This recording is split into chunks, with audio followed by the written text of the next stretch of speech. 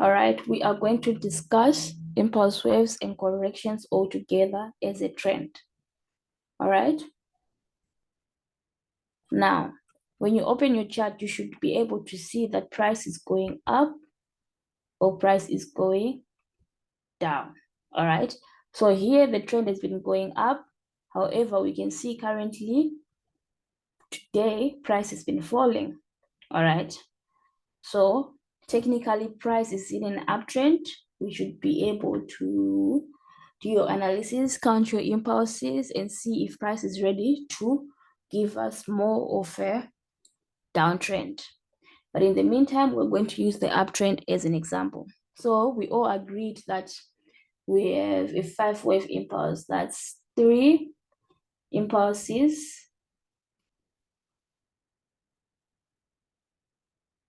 and 2 corrections. All right. Our impulses are in green and our corrections are in red. All right. With 2 corrections and 3 impulses. All right. So if price gives you a low, right? Price gives you our first impulse. That's impulse 1. All right. So this is the basis of the trend. This is the very important impulse of the trend. All right.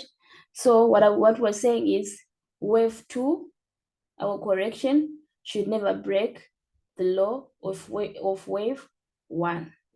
Because if it breaks the law, we're changing the direction of the trend. All right. So we need to make a higher low for price to keep pushing higher. All right. And then we have impulse 3, right? Now, impulse 3 should be 1.5 the size of impulse 1. This is our impulse 1 right here. So you can measure that, and you can measure from the start of your impulse 3, the size should be 1.5 or double the size of impulse 1, because that's the main body of the wave. That's the main body of the trend. That's what's giving us volume. That's when the volume comes. So what we are saying is the wave started around this area, right? And then as people saw the price is going higher, more people came into the market and they gave the impulse more volume to move higher, to keep on moving higher. Hence why impulse 3 should at least be 1.5 of impulse 1 or double the size of impulse 1. All right. So this is where everything comes into play on impulse 3. And then we have our correction wave 4. So what are we saying on 4? We are saying this 4 should never enter the territory of 1, because this 4 needs to create a low. It needs to create a higher low that pushes price up. So if it enters the area of wave 1, we are saying price doesn't have momentum to keep on going higher. So it's changing the direction of the trend.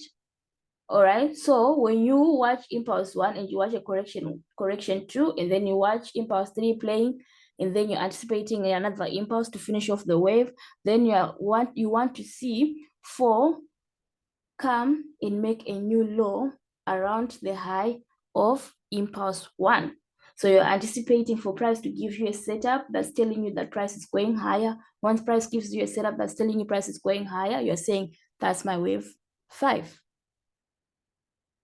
All right. So wave 5, which is our next impulse and our last impulse, we are saying 5 should be at least half of impulse 1. This impulse, at least half. Sometimes it's almost the same size. Sometimes it goes at least half of 1. Either half or at least the same size as 1.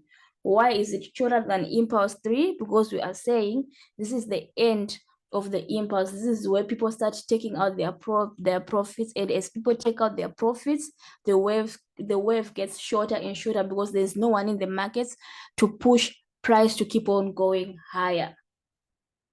All right, so that's why impulse 5 is not as big as 3. It's at least half or at least the same size as 1. All right, so if you are someone who's clever and you want to use these rules to your advantage, you have to be a very patient person and you have to trust your analysis. All right, so that's the easiest way to understand all the impulses and corrections together. All right, let's begin there.